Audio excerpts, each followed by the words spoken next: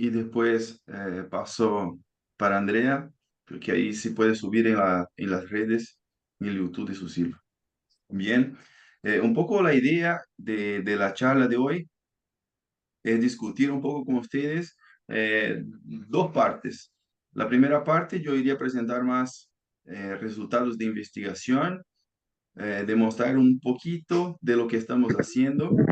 Obviamente que no es, la idea no es mostrar todo lo que hicimos en 4 o 5 años, y sí algunas ideas, algunos avances que quizás ya están más consolidados o más expresivos, para que podamos entender dónde vamos con la investigación, y también para tener aportes de la comunidad, la de esa sociedad de productores,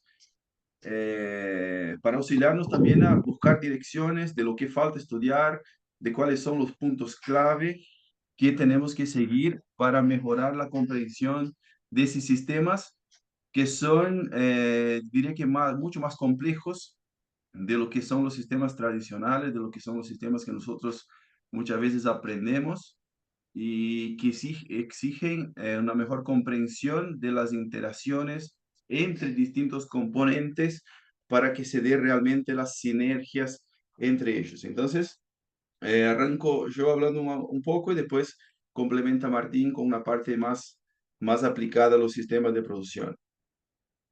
Hablando un poco del contexto productivo de Uruguay, Uruguay tiene la posibilidad de producir carne de calidad con razas de alto valor genético en un contexto que le permite conservar el campo natural, conservar su biodiversidad, conservar especies vegetales, especies animales, conservar los recursos hídricos, y en un ecosistema que diré que fue regalado por Dios, que es un ecosistema nativo, sin modificar y sin comprometer los recursos naturales.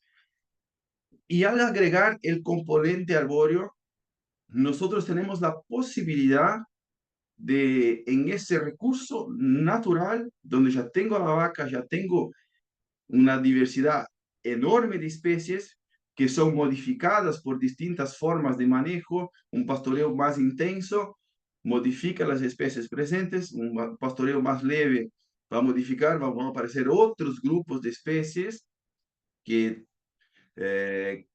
tienen mayor crecimiento en altura. Si el pastoreo es más intenso, otro grupo de especies con crecimiento más postrado va a empezar a aparecer. Entonces es un ambiente, un recurso muy dinámico, y agregando el componente arbóreo, yo tengo posibilidad de tener un piso más, que Jorge Esquivel siempre eh, menciona, que tengo un ingreso más, un valor el valor de la propiedad en sí puede ser distinto al tener el componente arbóreo. Tengo la posibilidad de secuestrar carbono mucho más de lo que sería solamente el campo natural, y también brindar bienestar animal, teniendo en cuenta que la estación reproductiva de nuestro país se da prioritariamente en los meses de verano. Hay una alta incidencia de estrés calórico en ese periodo. Entonces, brindar ese componente arbóreo podría ser una alternativa para mejorar ese microclima, ese entorno para los animales. Pero yo tengo un desafío muy grande acá. Al ingresar con ese componente arbóreo, el desafío, ese desafío tanto productivo y como para vender al exterior, a los consumidores, es cómo estoy cuidando de ese campo natural, si logro o no mantener los servicios ecosistémicos que ese campo natural me brinda, que es productividad, productividad de forraje, productividad de carne, estabilidad productiva durante, no solo durante el año, pero entre años, que no quiero producir un año solo. El campo natural existe hace mucho tiempo y se mantiene productivo. Y también factores como calidad de agua. Entonces, mantener una producción de forraje es sin duda la variable o el aspecto que me permite que el sistema siga siendo integrado por un mayor periodo de tiempo. Entrar con el componente arbóreo es muy fácil, El desafío es entrar con el componente arbóreo y mantener una producción saludable del campo natural, manteniendo sus servicios ecosistémicos. El tema es que nosotros conocemos solamente algunos modelos de introducción del componente arbóreo sobre el campo natural. El primero son plantaciones densas, en que se usa más de 1000 árboles por hectárea, y voy abajo y miro, no hay ninguna especie forrajera o hay especies forrajeras poco productivas y de bajo valor forrajero. Bueno, ese es el primer impacto que conozco de introducción del componente arbóreo. La segunda forma son bosques de abrigo y sombra. Bueno, yo voy a los bosques de abrigo y sombra. Bueno, la segunda forma que yo conozco de introducción del árbol sobre campo natural. Y ahí yo empiezo a mirar una foto, aquí una foto que es en lo de Gamarra, en un bosque de abrigo y sombra que tiene, y veo que hay suelo desnudo, el campo es poco productivo, hay compactación. Entonces, bueno, yo conozco esos dos modelos, los dos modelos no funcionan para mantener la pastura productiva. Pero lo que yo veo en bosque de abrigo y sombra es que no es exactamente o solamente el árbol, no es del árbol solamente la culpa, pero lo que yo veo en esos lugares es que hay una acumulación de animales, hay una compactación del suelo por el exceso de animales que van a buscar exactamente este abrigo, y consecuentemente compactación, exceso de nutrientes, la comunidad de campo natural se desestructura y en esos espacios vacíos predominan especies indeseadas que pueden ser gramíneas, la gramilla, por ejemplo, que tiene un valor forrajero inferior. Entonces, en un sistema silvopastoril no pasa lo que ocurre en plantaciones densas, o al menos no debería pasar, y tampoco ocurre una acumulación de animales en puntos específicos, tal cual ocurre en bosques de abrigo y sombra.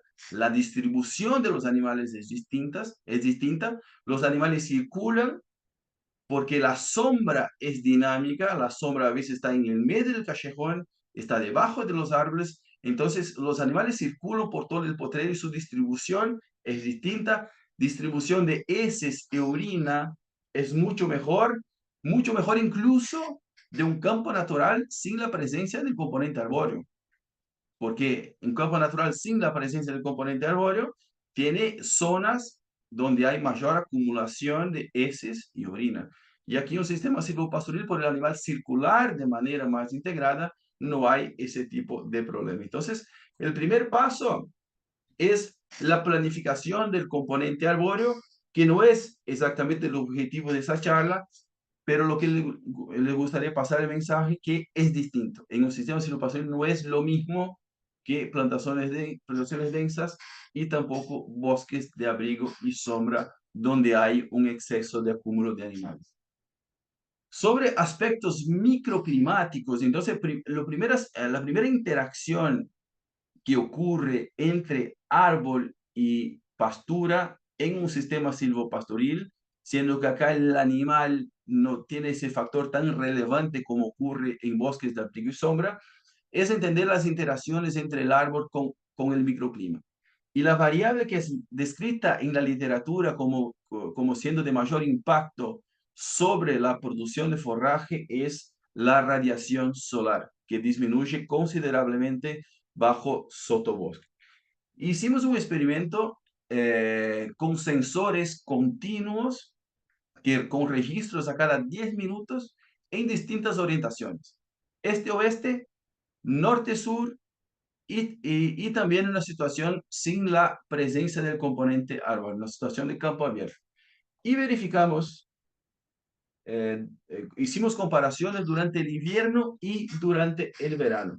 Esa curva que ustedes pueden ver acá representa la radiación solar, la fracción fotosintéticamente activa de la radiación, la radiación que, tiene, que es más do que eso, pero hay una fracción de la radiación que es fotosintéticamente activa, que hace fotosíntesis. Esa es la curva de esa radiación a lo largo del día. A partir de las 6 de la mañana, arranca con aumento de la radiación, ahí nace el sol, tiene un pico a las 12 y a las 18 la radiación llega a nivel cero, como pasa todos los días con mayor intensidad de radiación al mediodía. En el sotobosque veo que yo puse dos sensores, uno al centro del callejón y uno pegado al árbol. Y veo esas diferencias. Entonces, esa zona en azul es la disminución de la radiación que llega al sotobosque cuando los árboles están orientados en este-oeste durante el invierno. En norte-sur lo mismo. Y esa es la disminución que tuve en la radiación solar en el sotobosque en la orientación norte-sur. Ahora yo hice lo mismo, mantuve los mismos sensores en el sotobosque durante el verano.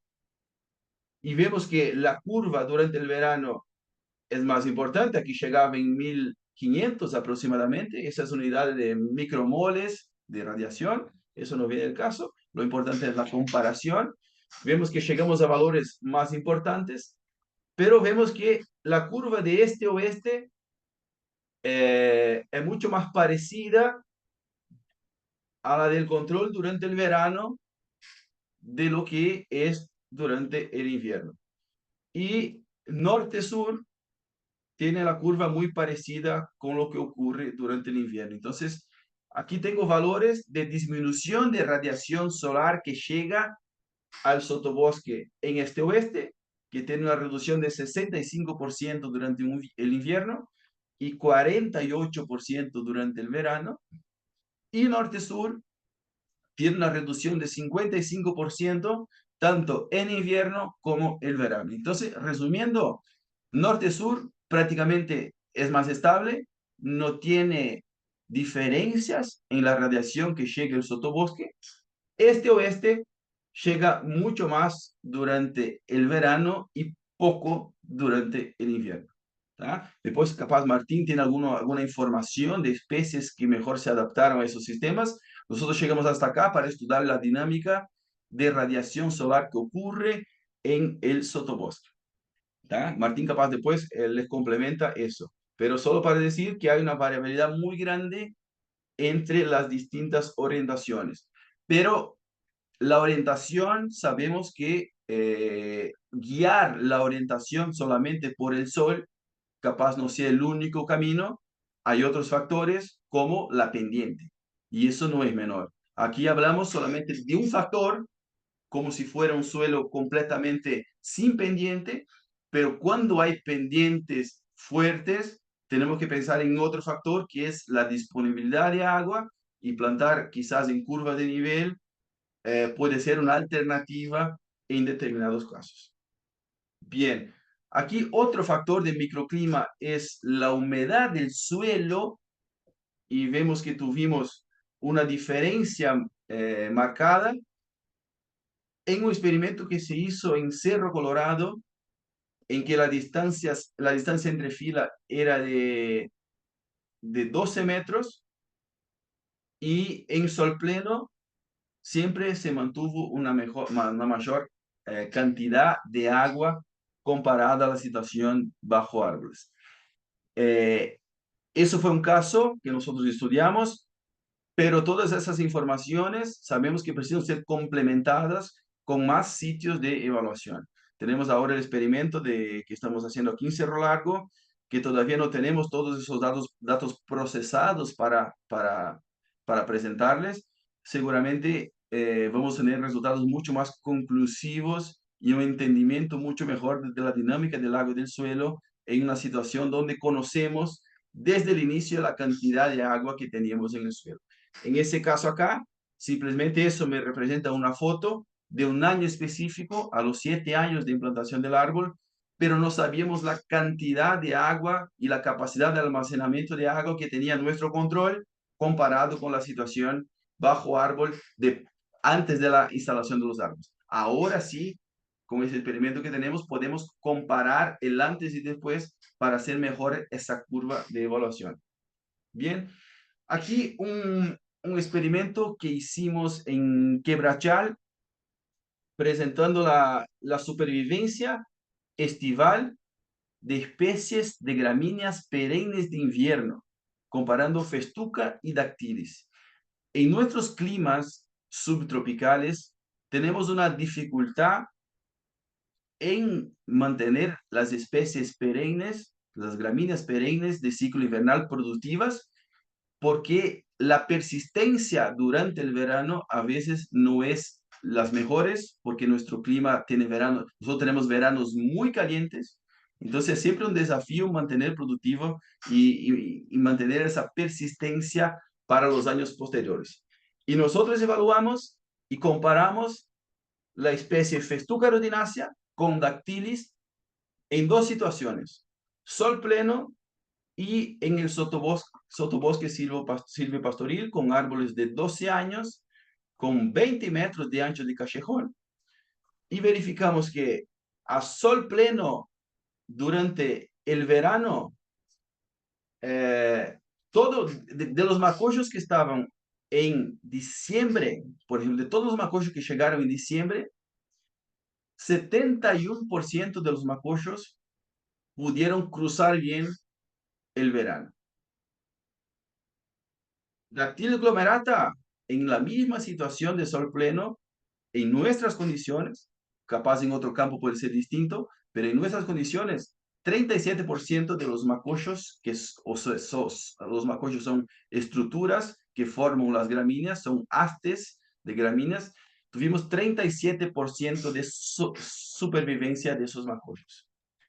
Cuando fuimos a una situación bajo árbol, verificamos que Festuca rudinacia presentó un 52% de supervivencia, que fue menos de lo que tuvo en sol pleno, pero Dactylis, que es una especie internacionalmente reconocida como siendo muy tolerante a la sombra, presentó un 78% de supervivencia en una situación bajo árbol. Y ese resultado nos muestra que en nuestras situaciones, cultivar Dactylis glomerata en sotobosque silvopastoril mejora su supervivencia, y es mejor cultivar Dactylis do que Festuca bajo árbol, porque Dactylis, además de ser la literatura, haber comprobado que la especie tolera mejor el sombreado, en nuestra situación que tenemos este problema, entre comillas, de que el verano es caliente,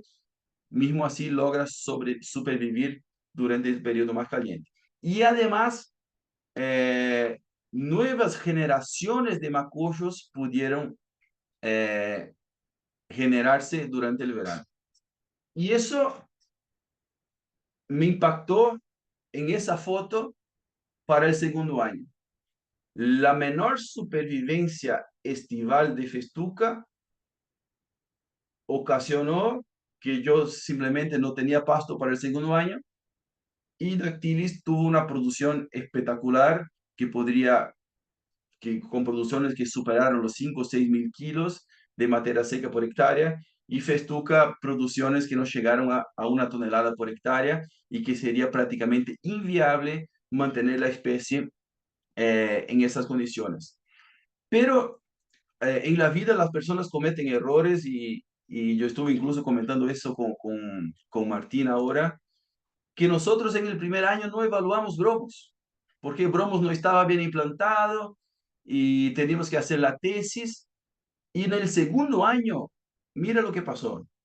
La producción de bromos auléticos fue superior a la de Dactylis. Entonces, cuando implantamos en el primer año, cuando establecemos una planta forrajera, no estamos pensando exactamente en el primer año. Estamos pensando sobre todo en el segundo, tercero, cuarto y quinto año. Porque si pensamos solamente en el primer año, es mejor implantar un verdeo que produce mucho más en un periodo corto. Entonces, lo que pienso es la longevidad, que es lo que justifica el precio de la semilla, que es superior. Y Bromos tuvo una producción superior en el segundo. En el tercer año, Dactylis glomerata bajó considerablemente la producción, y en su cuarto año ya no estaba más presente. Y Bromo siguió produciendo muy bien hasta su cuarto año, y nosotros no seguimos evaluando posteriormente porque ya había terminado el proyecto, la empresa ya iba a cortar los árboles, pero fue una yo no diría una sorpresa, pero un hallazgo muy importante, porque bromos es una especie nativa de Uruguay, adaptada al campo natural, adaptada a siembras en coberturas sobre campo natural, y que es muy utilizada en situaciones difíciles en que vos podés mejorar la contribución de especies invernales que a su vez mejoran la calidad de forraje de los animales. Y bromos, al ser más adaptada a la sombra, puede entrar muy bien en campo natural, puede entrar muy bien incluso en las zonas más cercanas de los árboles, donde muchas especies del campo natural producen menos. Entonces, entrar con siembras en zonas específicas me permitiría tener una zona quizás más cercana del árbol que sea compuesta por especies invernales, de entre ellas el bromos. Entonces, muchas veces no preciso esperar que el campo natural mismo cambie su composición botánica y que haga, que ocurra una sustitución de las especies de verano por de invierno basado en banco de semillas del campo natural mismo, pero yo puedo ayudar a este campo sembrando al voleo o de distintas maneras esas especies que son de interés y que sabemos que juegan muy bien con el campo natural. Otro aspecto que vimos es, eso está clarito, la protección contra heladas que ocurre en sistema silvopastoril. Eso fue una foto sacada a las 8. Poner que la diferencia entre ellas fue 8 y 5, que fue el tiempo que yo llevé con el celular para salir de un lado a otro. Y vemos que en el control, donde no había árboles, la incidencia o la severidad de la helada fue mucho mayor de lo que había en un sistema silvopastoril. Entonces, una vez más, eso actúa. Nosotros siempre pensamos que el efecto galpón de los árboles es solamente para los animales, pero seguramente para las plantas forrajeras en invierno, esa protección contra helada, y sobre todo en verano, que ahí tuvimos los datos de supervivencia mejores en situación silvopastoril para la especie que es más adaptada a la zona.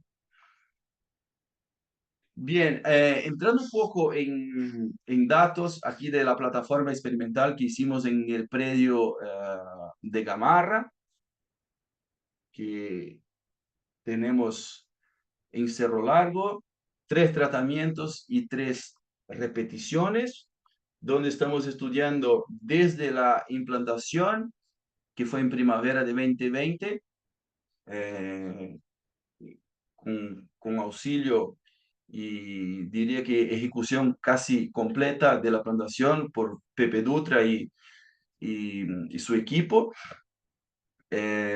Implantamos la especie Eucalyptus grandis con laboreo mínimo, eso es un detalle no menor, laboreo mínimo en que se hizo un laboreo con cincel en formato de cruz solamente en la zona donde iba el plantín y se controló con herbicida solamente en esa zona. Y desde 2022 se arrancó con pastoreo con terneras Brangus y Aberdeen Angus, y el pasto siempre manejado en una altura de 7 de centímetros, y la precipitación de la zona es 1200 milímetros por año.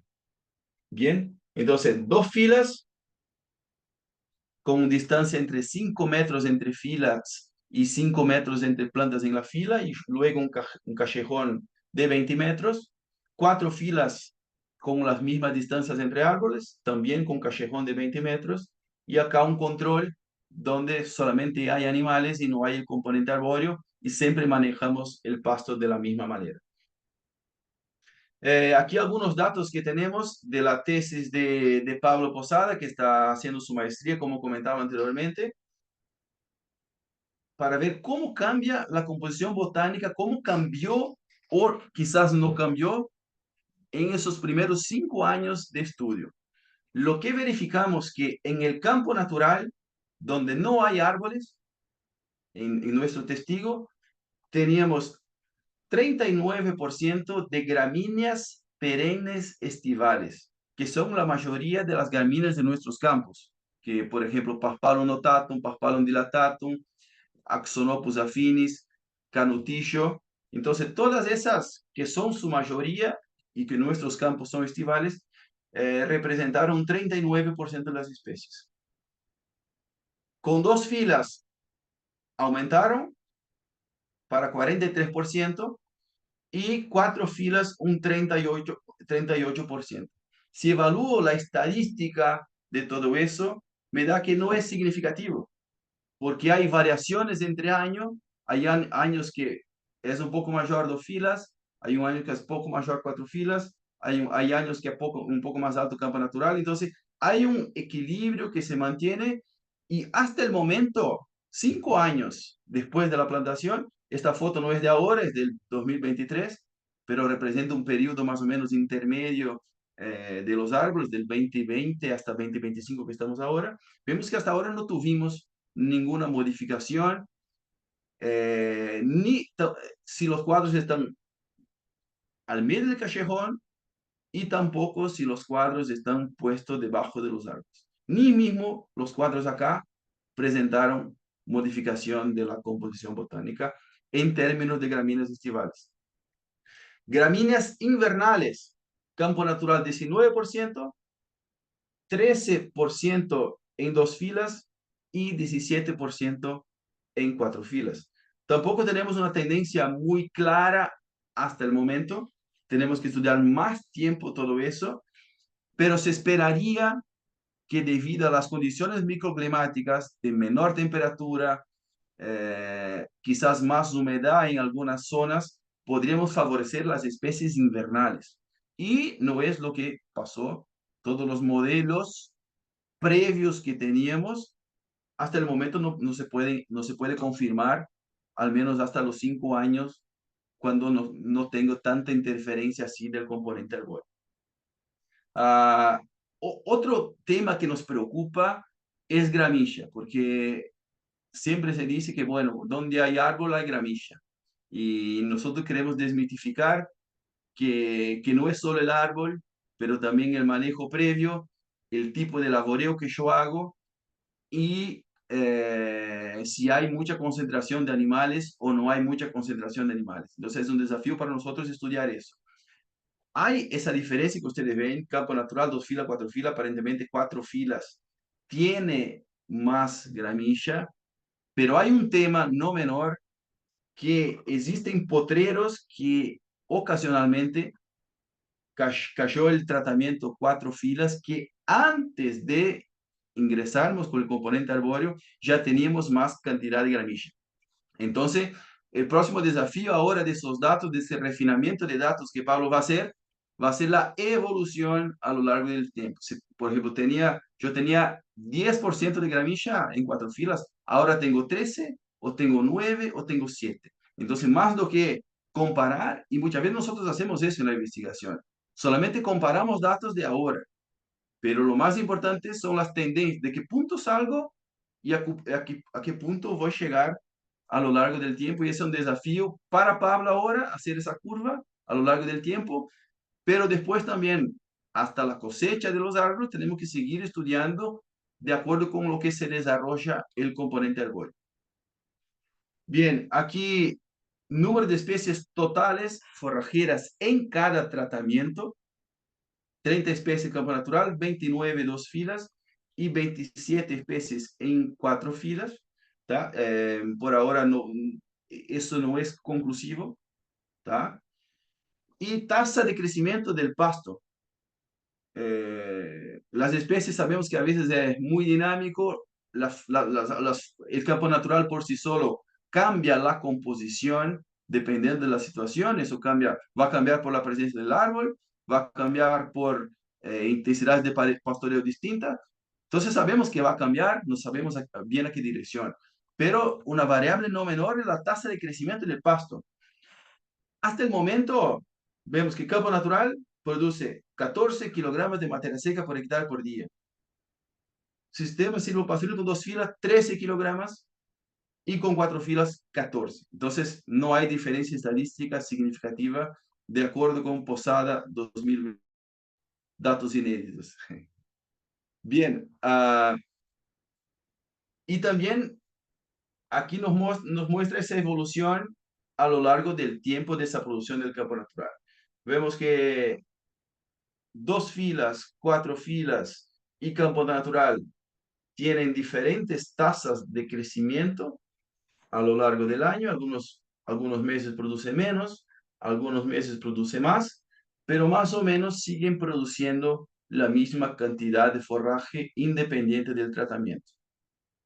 Y si evaluamos distintas posiciones respecto al árbol, acá en 2 filas y 4 filas, aquí tenemos el medio del callejón, acá también, medio del callejón, vemos que prácticamente no hay diferencias.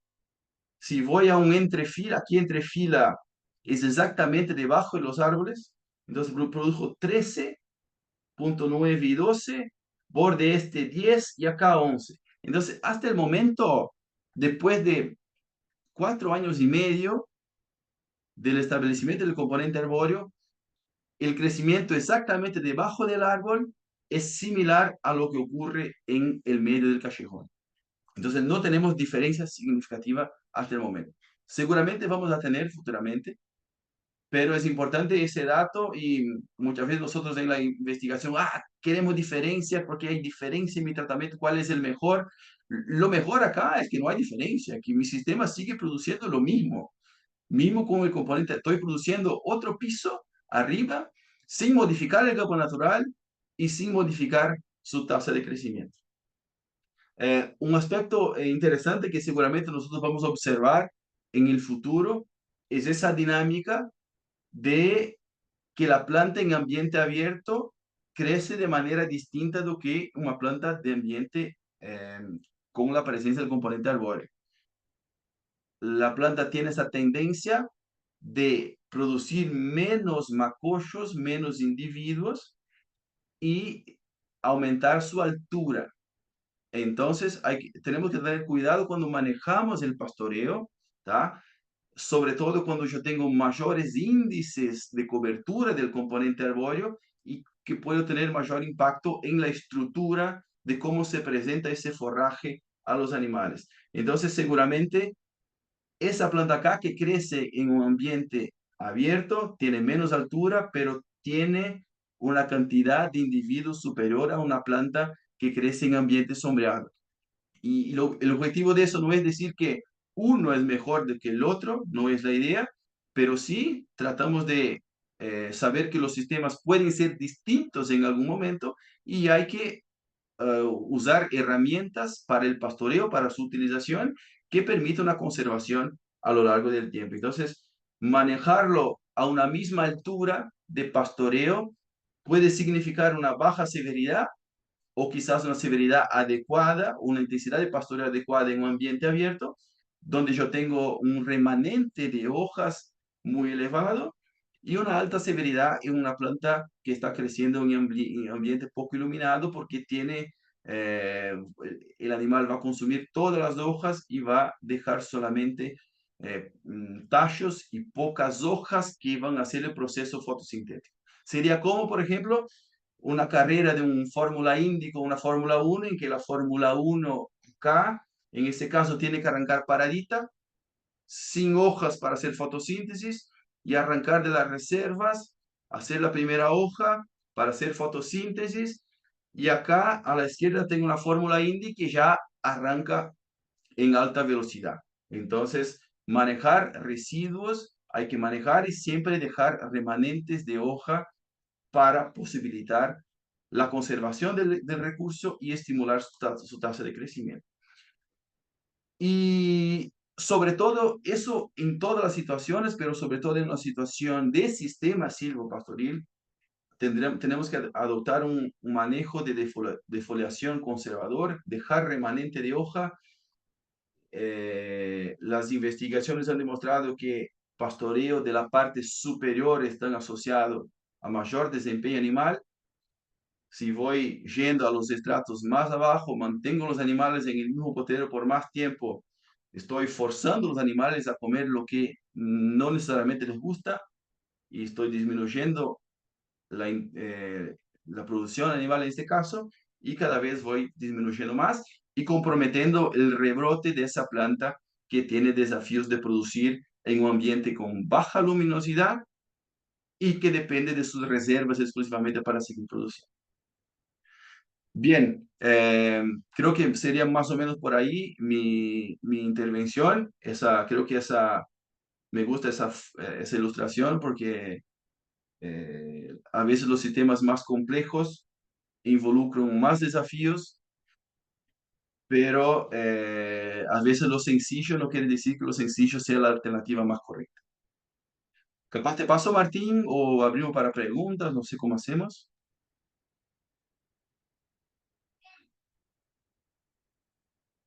Sí, buenas noches. No sé si tienen alguna consulta más para Xian, si quieren hacer alguna consulta o si yo arranco ahora.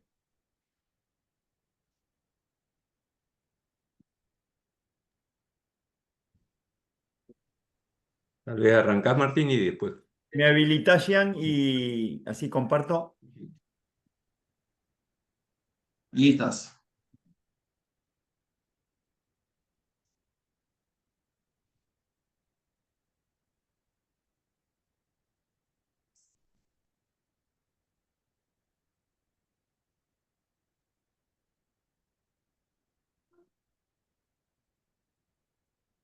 Bien,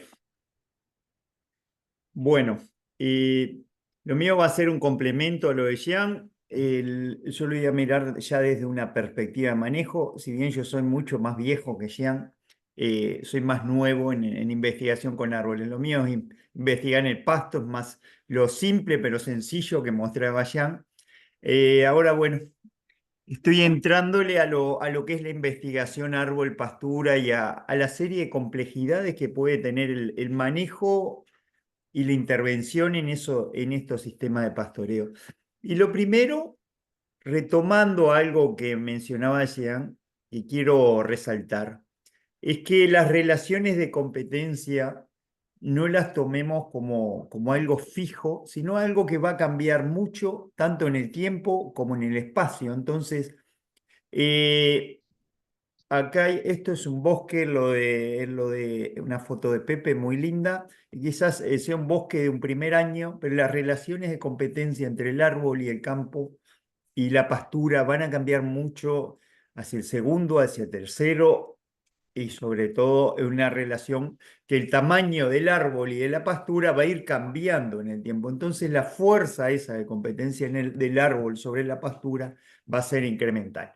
Acá lo que podemos ver, el nivel de sombra es prácticamente mínimo. Entonces, tengamos en cuenta eso y que eso va a cambiar según el espacio, según las orientaciones que tengamos.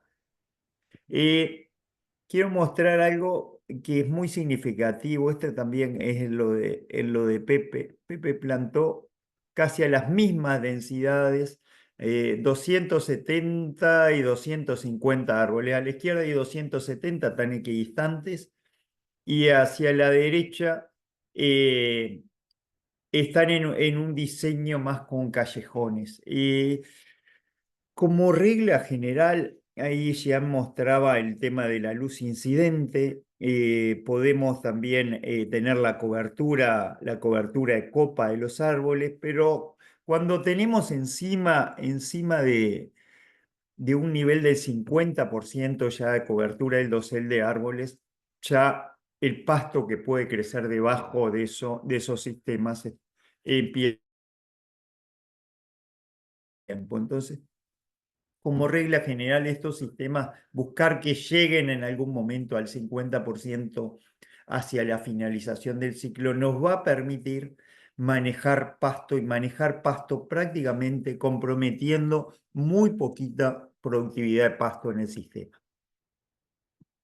Esto es como están ahora. Esta fue una foto que saqué hoy. Cómo está ahora cuando los árboles están equidistantes y prácticamente la misma densidad, pero tenemos un stock de pasto, un crecimiento de pasto más importante, sobre todo en las calles. Entre árboles ya se puede ver alguna reducción, pero en las calles prácticamente tenemos una producción de forraje muy parecida a la original del campo. Después, esto es una foto de cristalino, cómo un sistema puede ir cambiando en el tiempo. Son montes de silvo que deben tener aproximadamente 8 años.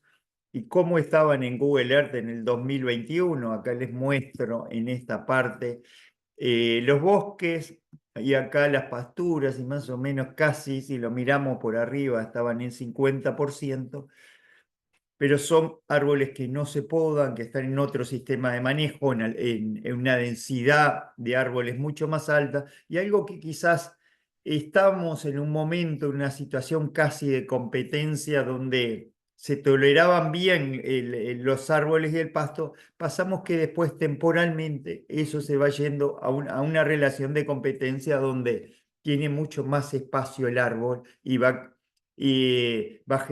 sombreando mucho más, y ahí la competencia de la pastura se incrementa, la radiación incidente que le queda al estrato bajo, entonces la pastura es siempre el componente, el componente que puede sufrir más la competencia, entonces ahí es prácticamente mucho menor, y si dejamos pasar algún año más, casi seguro que la competencia que va a tener va a ser mayor porque la cobertura de los árboles va a seguir creciendo.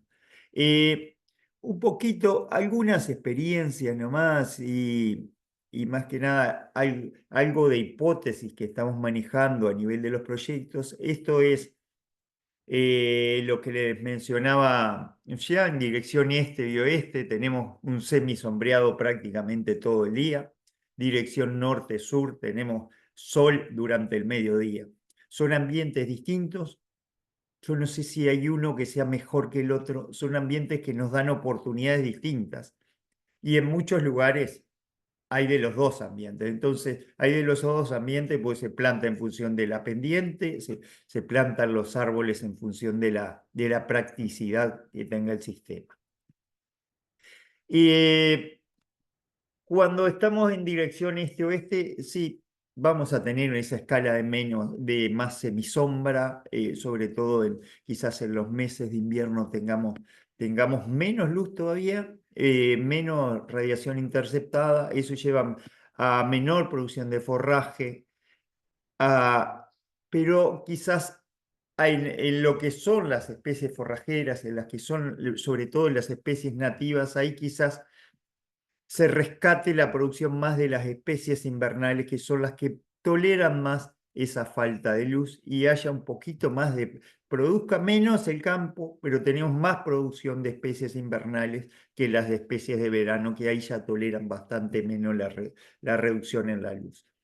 Y también es esperable tener en estas condiciones, tener quizás más calidad de forraje. ¿Por qué? Porque cuando hay una reducción del crecimiento, se reduce primero el crecimiento, se reduce mucho más que la absorción de nitrógeno. Entonces es esperable tener un poquito más sobre todo de proteína en el forraje. Entonces podemos tener menos producción, podemos tener quizás algo más de especies invernales. Esto es algo que tenemos que testearlo en el futuro en los proyectos, y quizás tengamos más calidad de forraje. Y cuando nos vamos a la otra dirección, quizás tengamos más calidad de forraje, tengamos más proporción de gramíneas estivales y tengamos menos calidad de forraje, porque si produce más, en la misma cantidad de forraje va a ir ese nitrógeno. Si produce más, va a tener más tallos, más restos secos, y ahí es esperable también tener menos digestibilidad del forraje. Entonces, podemos tener distintas configuraciones. En un mismo predio se pueden dar perfectamente las dos situaciones. Tenemos que tenerlo en cuenta. Esto es súper valioso para nosotros, donde empecemos a estudiar temas de manejo de pastoreo, donde empecemos a estudiar temas de introducción de especies, como mostraba Gianni en estos sistemas. Es clave evaluarlas en uno y en otro ambiente. Después, cuando hablamos de sistemas silvopastoriles, por más que tenga el silvo adelante, es un sistema pastoril. Y lo primero es trabajarlo con pasto. Un sistema de estos sin pasto, sobrecargado, sobrepastoreado, no va a funcionar. El árbol no le va a solucionar a nadie los problemas que yo tenga de sobrepastoreo. Entonces, sobre todo, si queremos que el árbol sea una caja complementaria, que el árbol sume, el sistema tiene que estar optimizado en el manejo del pasto, porque si no, yo le pongo un árbol al sistema, yo agrego complejidad, pero no solucioné un tema básico que es el tema del manejo del pastoreo. Entonces, estos sistemas siempre se tienen que trabajar con pasto. Y ahí hay temas fundamentales. Uno de ellos es el tema del ajuste de la carga, considerando sobre todo las relaciones de competencia, árbol-pastura, que el efecto del árbol va a ser creciente en el tiempo. Si nosotros sobrepastoreamos a la pastura, nosotros le metemos un efecto adicional de esa competencia. Entonces, tengamos en cuenta esto, los sistemas tienen que tener pasto, los sistemas se deben trabajar con pasto, después ahí buscaremos el mejor sistema, sea en pastoreo en grandes áreas, en pastoreo continuo o en pastoreo rotativo, ya con sistemas de pastoreo mucho más intensificados, pero siempre la base tiene que ser trabajar con pasto. Y bueno, una pregunta que les dejo, si en estos sistemas tenemos o no más chance de degradarse la pastura. A ver si podemos contestar eso entre todos. Si en estos sistemas, ¿qué puede pasar cuando tenemos el árbol encima respecto a si no lo tenemos? Bueno, y ya yendo un poco a desafíos, cuestiones que nos estamos proponiendo, estamos redactando ahora un proyecto de desarrollo de forrajeras específicamente para sistemas silvopastoriles, es decir, encontrar no solo las especies, sino las variedades, el manejo de esas variedades forrajeras, el manejo del campo natural, cómo podemos especificar sistemas de manejo que potencien estos sistemas. Entonces estamos entrando en distintos proyectos en eso. Y una oportunidad que hay en estos sistemas es generar bancos de forraje. Es decir, bueno, yo tengo estos sistemas, por lo general los sistemas silvopastoriles es una mínima o una media proporción del predio, difícilmente sea la mayor parte del predio, entonces que funcione, que puedan funcionar grandes áreas de reserva de forraje adentro del sistema y sobre todo reserva de forraje de calidad que puedan ser usadas en invierno si la debilidad de la producción de forraje del predio en el invierno, que puedan ser utilizadas en la sequía. Ahí tenemos algunos adelantos de algunos trabajos que empezamos a hacer en lo de Pepe Dutra. Primero empezamos viendo si se incorporaba o no el bromus con distintas formas. Y ya en los últimos 3 años estamos viendo este de la izquierda lo instalamos en el 2022 y este otro en 2024, el de la derecha. Distintas situaciones de cómo podemos instalarlo. Ya lo dijo Jean, que a veces no lo vemos y nos decepcionamos el primer año y nos cuesta un poco entenderlo. Pero bueno, esto son datos ya del año pasado, lo de Pepe, que llegamos con una acumulación de forraje, por ejemplo, el Bromus auleticus, 2.000 kilos con 17% de proteína. Estamos prácticamente duplicando, quizás la cantidad de forraje no sea mucha, era un Bromus de segundo año, pero estamos duplicando el nivel de proteína que tiene regularmente el campo natural. Y esto a la recría, para animales que precisen mucha proteína, es sumamente valioso. Esto es del año pasado, a la derecha acá es la foto ya de este año, está arrancando ya el tercer año. Esto lo hicimos en parcelas, después ahora tenemos un área que ya nos vamos casi arriba de las 12 hectáreas, viendo a ver si en algún momento lo podemos llevar a una escala semipastoril, aunque sea para empezar a estudiar otras variables. Pero tener áreas que son muy distintas, esto es en un campo totalmente de arena, el déficit es enorme, el déficit de crecimiento de forraje en invierno, entonces empezar a pensar en que las áreas de silvopastoreo puedan tener un uso estratégico en el sistema como banco de forrajes es una idea que tenemos que testearla y tenemos que testearla quizás si hay más interesados a otro volumen. el tema de bromos auléticos, se está multiplicando la semilla. Empezó a haber algo muy chiquito de semilla comercial el año pasado. Ojalá que en los años que viene empecemos a tener semilla comercial ya disponible para empezar a hacer sobre todo validaciones a una escala más grande. Pues otros desafíos que hay.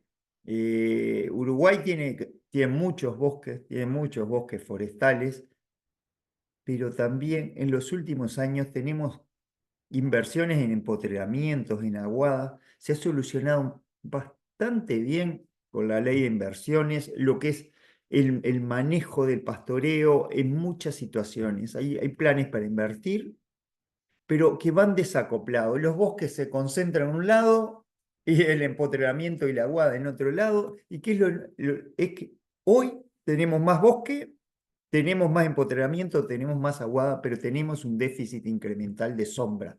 Tenemos cada vez potreros más chicos que quedan con menos sombra. Entonces, tenemos un déficit exponencial de sombra. En la medida que mejoramos,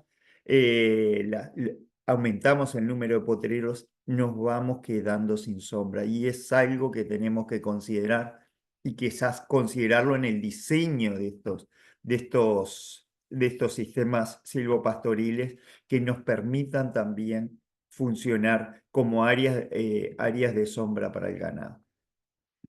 Bueno, ya como desafíos grandes que lo mencionó Jean en la presentación, determinar en forma clara los umbrales o niveles críticos en que el árbol le empieza a ganar a la pastura. Nosotros queremos que vayan iguales y que vayan casi sinérgicos, sobre todo hasta la cosecha del árbol, pero determinar eso en distintas condiciones, en distintos tipos de campo, en distintos tipos de pastura, nos puede ayudar como herramientas para decir, bueno, sabemos en qué momento se condiciona la vida de la pastura y tengámoslo en cuenta. Y lo otro, bueno, esto estamos arrancando, Jean lo mostró en el tema Dactylis, Bromus, lo mostró a nivel de especie, pero sin duda hay un mundo de variedades cultivares para empezar a probar, para empezar a desarrollar y para empezar a entender cómo se proyectan con distintos niveles de sombra del árbol, cómo se proyectan con distintas configuraciones o densidades de árboles y cómo estén plantados, si están norte, sur, este, oeste. Esto nos va a permitir generar herramientas, no solo decir, bueno, yo tengo sistemas de silvopastoreo, sino sistemas que puedan hacer juntos. Hoy, bueno, si tenemos un sistema silvopastoreo y sobre campo natural, quizás puedan ir juntos. Y lo que quiero es mantener la productividad del campo natural, pero hay muchos otros sistemas que se están haciendo ya en pasturas degradadas o en pasturas que fueron cultivadas, que pueden tener opciones para mejorar muchísimo la parte productiva si logramos el desarrollo de nuevas forrajeras. Y bueno, como síntesis entonces, tener muy en cuenta que la relación esa de competencia árbol-pastura nos va a estar cambiando y entonces quizás lo que nosotros tengamos en cuenta el año 1, 2, 3, 4, 5 en una situación de silvopastoreo puede ser muy distinto a la productividad, a la capacidad de carga que tengamos en el año 10, 11 y 12, donde quizás se nos condicione la pastura y tengamos que tenerlo en cuenta y que evaluarlo. Y bueno, los sistemas pueden eliminar el déficit de sombra, eso es una de las grandes apuestas que hay, que el sistema este le llegue a un ganadero y que permita ir eliminando de a poco el déficit de sombra, acoplar, hoy estamos pensando mucho en los potreros y en la unidad chiquita de manejo de potrero y nos olvidamos totalmente de la sombra. Y nos olvidamos también muchas veces de decir, bueno, quiero producir más forraje, pero muchas veces nos olvidamos de los huecos que tenemos. Y a veces más importante quizás cubrir los déficits, pensar en bancos de forraje más que pensar en subir la productividad total del sistema. Si yo después me produce forraje en un momento en que realmente me sobra. Y bueno, esto a nivel ya de proyecto, que lo estamos por arrancar en Iña, en la incorporación de nuevas especies y sobre todo en manejo de estos sistemas, cómo manejar a el forraje en estos sistemas para optimizar el funcionamiento que es lo que queremos en esto, que el árbol aporte bienestar, que aporte productividad, que aporte economía y bueno, y lo que buscamos con ciencia y un poquito de planificación a nivel de producción es que árbol, más pastura, más animales que nos permitan ganar. Eso es un poco la idea de esto y más que nada dejarlo abierto para discutir con socios de su silo.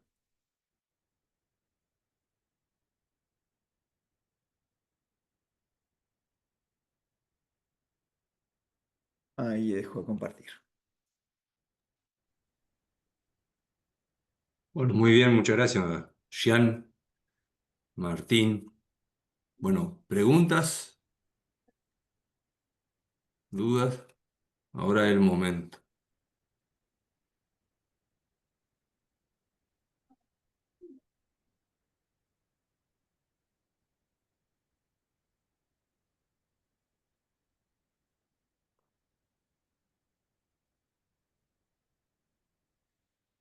Tengo una que es, Martín, Martín, Jean, este, el bromo saulético, hoy en día es la pastura que mejor se adaptaría o hay otras, por lo que presentaron, por lo que estás estudiando tú, Martín, y por lo que presentó Jean, o hay otras que en este sistema de media sombra son promisorios, se ven favorecidas. Bien, a ver, yo contesto una parte. No tenemos mucha experiencia, o te diría casi nada de experiencia en el tema de leguminosas. Tenemos grandes colecciones de leguminosas, tenemos una cantidad de materiales para evaluar. Sabemos muy poco de eso. Eh, yo creo que ahí puede haber una interacción enorme en función de cómo las plantemos también y dónde las plantemos. Y es probable que algunas especies sobrevivan solo si están norte-sur y eh, solo en esa situación y que otras se adapten un poquito mejor, pero ahí ya son mínimas las situaciones, ahí quizás el bromus, dactylis y muy pocas más se adapten más a esa situación de estar en este-oeste, perdón, sí, en la dirección este-oeste. Pero hay mucho, te diría mucho por evaluar y tenemos muy poco conocimiento del sistema. ¿Y qué pasa después en el tiempo? No lo sabemos. ¿Qué pasa si nosotros nos pasamos en el nivel de sombra y empieza a desaparecer? Sobre todo, ¿qué pasa en una pastura cultivada? No lo tenemos en cuenta. ¿Qué es lo que queda? Si queda suelo desnudo. ¿Qué pasa después que se cosecha el árbol? Entonces ahí hay un vacío muy grande y bueno, por lo menos para los que investigamos y nos proponemos resolver esas cosas, está lindo agarrar, es un tema que seguro lo que hagamos va a tener impacto, después veremos si es mucho o poco, pero vamos a empezar generando cuestiones nuevas. Sí, esa respuesta de Martín, está bueno pensar en qué especies, pero sobre todo pensando en sistemas perennes. Se pueden crear soluciones para corto plazo. Seguramente un ryegrass puede andar muy bien, una avena, que son especies invernales. Las invernales en general tienen una mejor tolerancia a esos ambientes silvopastoriles que confieren menor luminosidad. Y la luminosidad para las C3, que son las invernales, no tiene problema. Las leguminosas tampoco deben tener mucho problema para persistir. Pero lo que nosotros estamos avanzando en el momento son soluciones para pasturas perennes, o praderas, o quizás algo para mejorar el campo natural para que el campo sea más productivo. Y en ese rol, y para cumplir eso, seguramente de gramíneas perennes de invierno, que justamente de invierno complementa muy bien la distribución de forraje durante el año, que los predios en general tienen la mayoría del campo, como es Uruguay, la mayoría son de especies de verano, tener, yo estoy creando un microclima favorable para especies como bromos auléticos o especies de siglo C3. Entonces, para mí sería un desperdicio no aprovechar eso. Y bromos entra, para mí, de especies perennes, invernales, que se puede sembrar sobre campo natural y que conviven muy bien sobre campo natural. No sé si hay otra posibilidad de gramíneas perennes invernales. ¿Tá? Hay dactilis que vimos, pero sobre campo natural no es lo mismo que un bromos, la competencia no es la misma. Después, leguminosas, hay un mundo de leguminosas que puede ser utilizada. ¿Tá? Y soluciones de especies anuales seguramente puede haber. Bien, creo que sería más o menos eso mi respuesta. Un otro tema, dentro de especies de verano del campo natural está Paspalum umbrosum.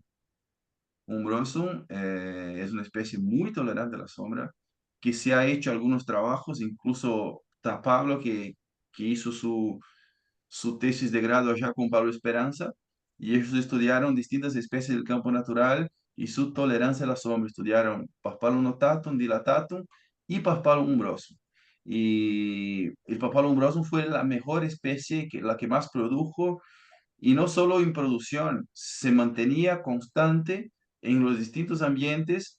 Y después nosotros seguimos ese trabajo y estudiamos la parte más de funcionamiento de la planta, la tasa fotosintética y temperatura de la hoja, y la especie mantenía la tasa fotosintética en distintas condiciones.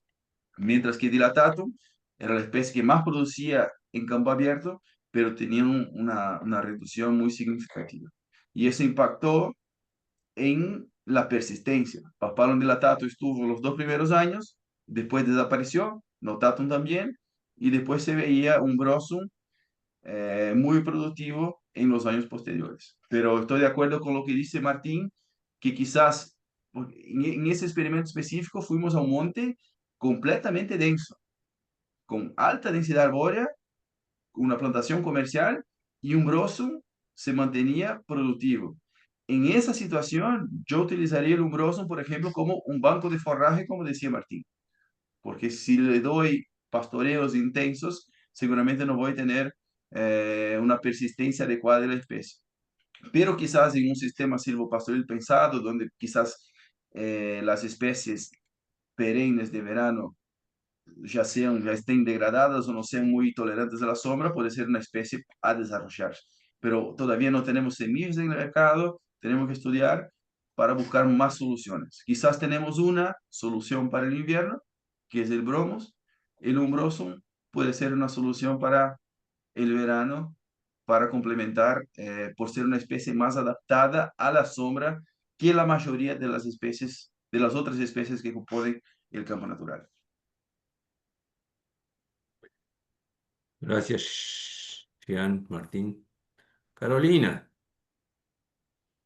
¿Cómo están, gente? ¿Todo bien? Disculpen que tenía la cámara apagada, pero estoy acá en un horario familiar medio complicado. Mi pregunta iba por ese mismo lado que vos casi que hablaste al final, Jean. ¿Cuál es la disponibilidad de semilla de estas dos especies que ustedes hablaron? De Paspalum umbrosum no hay, o sea, las semillas están en el campo para cosechar. Yo no tengo, yo tenía un poco y usamos para un pequeño experimento, entonces no tenemos semillas. Tenemos semillas, sí, las semillas sí están en las plantas. Y Martín capaz puede hablar un poco mejor sobre bromos. Y Paspalum umbrosum ni siquiera está registrado comercialmente en Uruguay, ¿no? Es como si no existiera todavía, ¿no? De Bromus hay varios cultivares, se han licitado y bueno, en los últimos años se ha aumentado el área de semilleros. Y bueno, la expectativa es que empiece a haber estos 2, 3 años que vienen, que empiece a haber semilla comercial disponible ya para vender. Ya. Y el año pasado hubo una cosecha buena de un semillero en Florida, este año se sembraron más semilleros, entonces creo que vamos a ir a una etapa en que va a estar disponible. Depende mucho de las empresas, hay muchas empresas que lo tienen, no se largan a producir semilla todavía o se largan a pasos muy chiquitos algunas. Siempre hay una empresa esperando de la otra y que le vaya bien. Entonces, se tiró primero una empresa, hizo una buena cosecha y yo creo que ya en este año podemos esperar a tener este año no, el 2026 podríamos esperar ya tener semilla comercial disponible.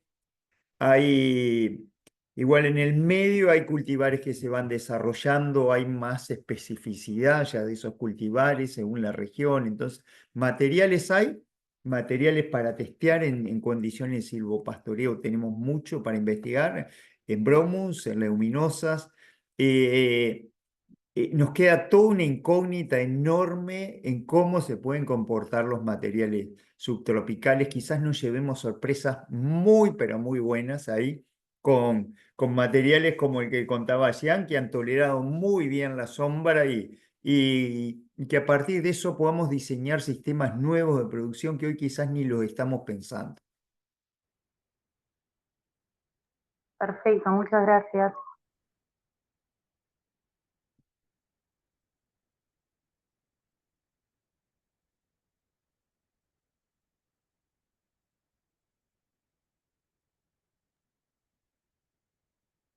Muy bien, no hay más preguntas, más dudas.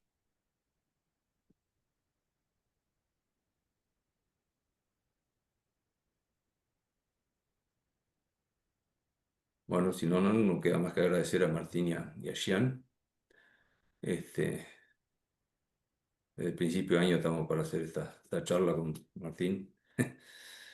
Tenemos para el mes que viene, una con Agustín y Tomuso, otro foro sobre créditos y bonos de carbono, lo que se adelantaba en sistemas silvopastoriles. Así que, bueno, después se pasará la fecha de esa reunión virtual o forito.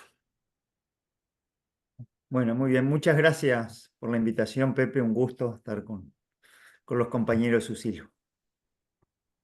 Muchas Igualmente, gracias. Muchas muchas gracias. gracias a todos. Muchas Lindo. gracias. Chau, Chao, chau. chao. Chao, chao.